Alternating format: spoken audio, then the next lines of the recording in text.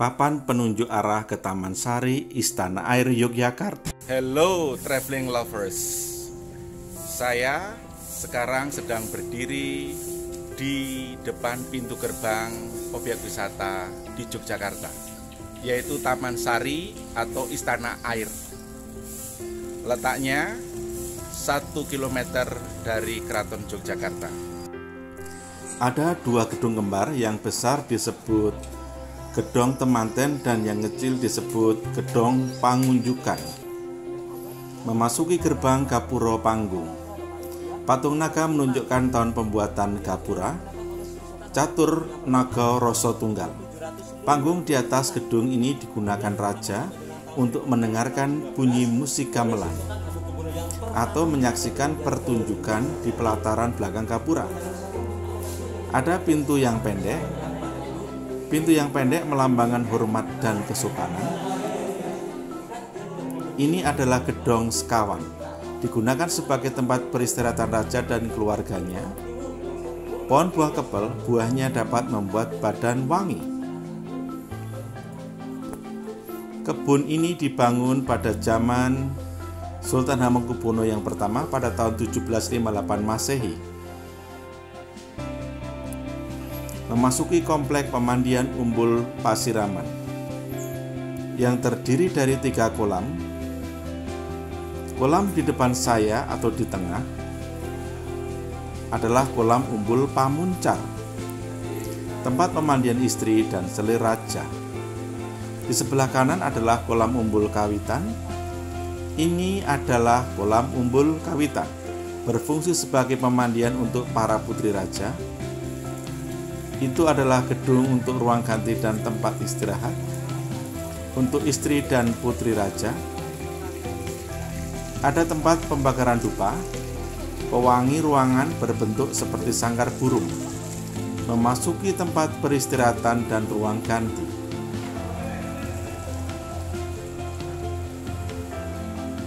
Rak untuk baju ganti sebelum dan sesudah mandi. Ukuran temboknya sangat besar dan tebal, ya. Kolam-kolamnya dihiasi mata air berbentuk jamur dan pot-pot bunga besar.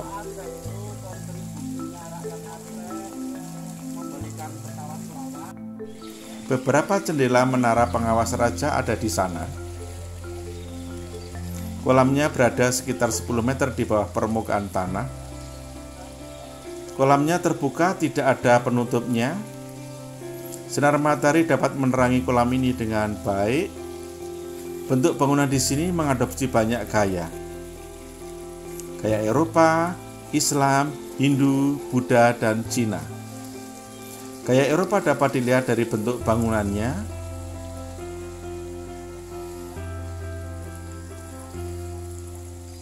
Relief kepala raksasa di sana menunjukkan pengaruh Hindu.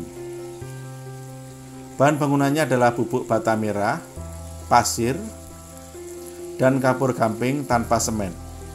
Luar biasa.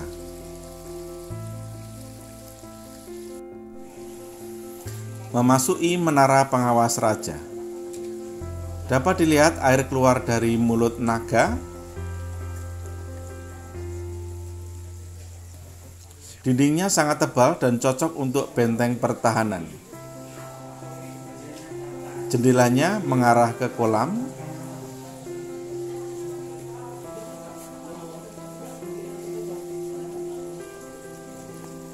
Memasuki tempat peristirahatan dan ruang ganti raja. Dan lihat tangga kayu menuju menara tertinggi. Tempat peristirahatan raja ada di sebelah kiri menara. Awas kepalamu, pintunya pendek. Kemungkinan ada pewangi ruangan di bawah tempat tidurnya. Jendelanya cukup lebar dan udara segar di sini. Memasuki ruang ganti pakaian raja.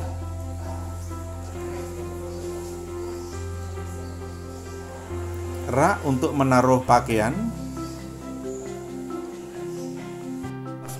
Memasuki kolam Umbul Panguras. Umbul Panguras merupakan kolam khusus untuk raja. Dilengkapi dengan air mancur, pot bunga, dan pembakar dupa. Airnya kelihatan segar dan bersih. Kolam Umbul Panguras dilihat dari sisi samping. Dahulu tidak ada rumah mengelilingi kolam ini ya.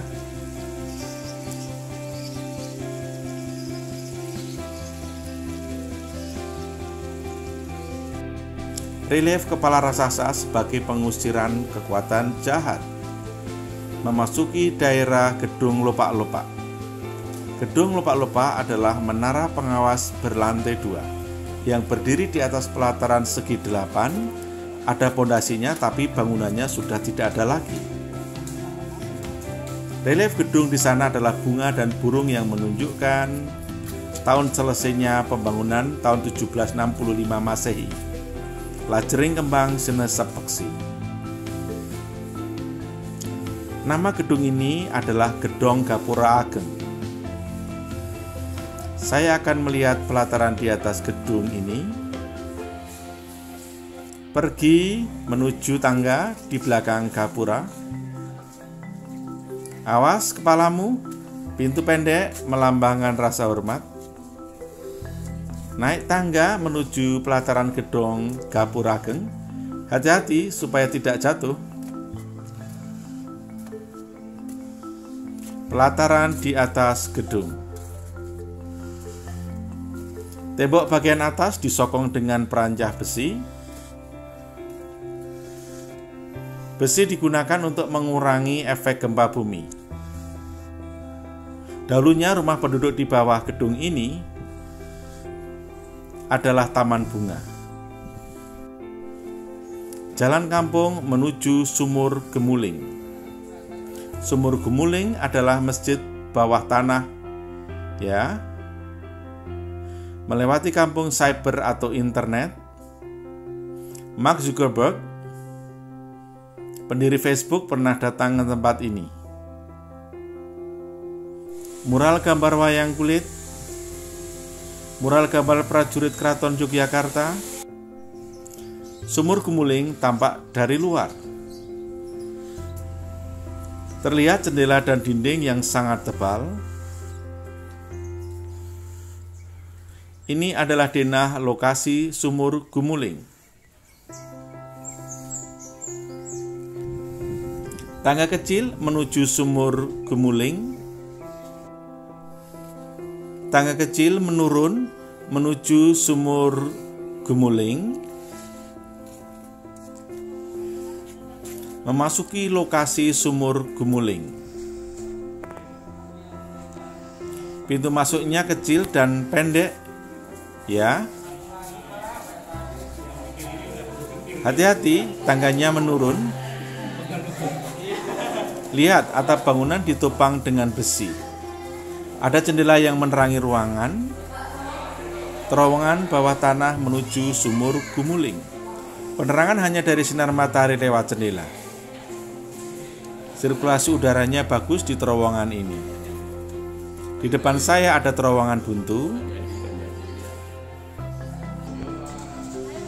Di depan saya penuh orang, ya. Belok kiri untuk melihat ruangan imam masjid. Ini ruang imam masjid yang memimpin sholat. Tidak perlu sound system di sini karena bentuk bangunan ini bundar 360 derajat. Ada 5 tangga, 4 ke arah bawah dan 1 ke arah atas. Sumur Gemuling ada di bawah tangga itu. Fungsi air dari sumur itu untuk wudhu bagi orang Islam sebelum sholat. Lihat, gedungnya beratapkan langit. Tangga kelima inilah yang menghubungkan lantai ke-1 dan ke-2. Lihat, banyak pintu setengah lingkaran di sekeliling gedung. Lihat, tangga kelima ini yang menghubungkan lantai ke-2. Suara dapat menjangkau semua tempat karena gedungnya bundar. Sinar matahari dapat menerangi gedung bundar ini dengan baik karena atapnya terbuka, luar biasa. Memasuki lantai kedua. Dahulu luas Taman Sari sekitar 10 hektar. Fungsi Taman Sari adalah sebagai taman kerajaan, benteng pertahanan, dan tempat religius. Dahulu kemungkinan ada kamar mandi kecil di sini.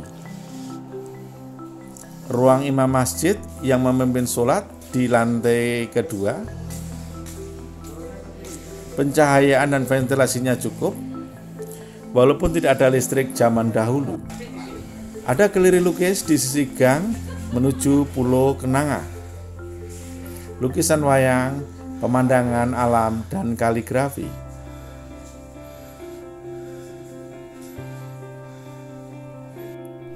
Gang menuju Pulau Kenanga. Dahulu Pulau Kenanga adalah bangunan yang dikelilingi oleh pohon bunga kenanga. Pulau Kenanga adalah bangunan tertinggi.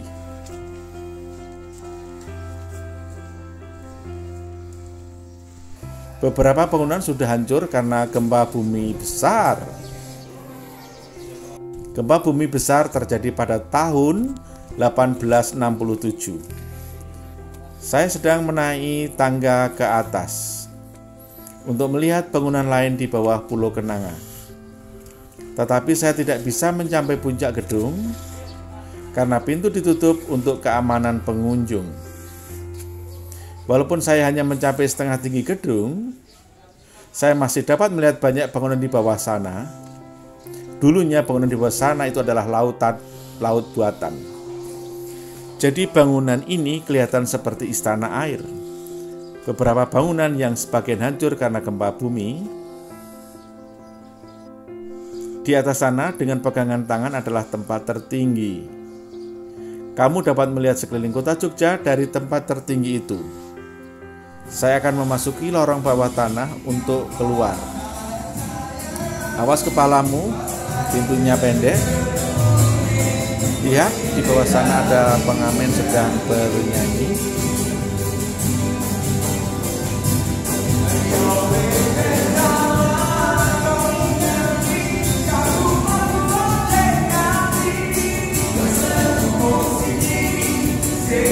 Hati-hati melalui beberapa anak tangga yang menurun. Terowongan bawah tanah ini memiliki penerangan yang baik, walaupun tanpa listrik. Ada udara segar karena cukup ventilasi di atas.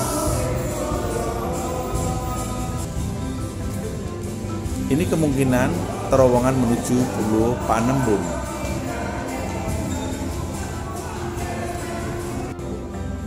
Menuju pintu keluar.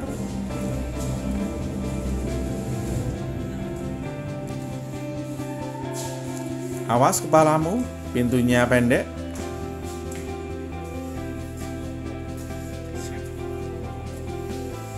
Di masa lalu, ada kebun buah dan bunga di sekitar sini. Gedung temanten digunakan oleh penjaga kastil, gedung pengunjungan sebagai tempat menyiapkan minuman. Dahulu ada sekitar 57 bangunan di sini, sekarang beberapa bangunan berkurang untuk pemukiman setelah gempa. Taman Sari buka dari jam 9 pagi sampai jam 3 sore, dan mintalah pemandu lokal untuk membantu Anda melihat Pulau Kenanga sebagai istana air dari pasar tradisional Ngasem, Yogyakarta. Jangan lupa like, subscribe, and share. Thanks for watching.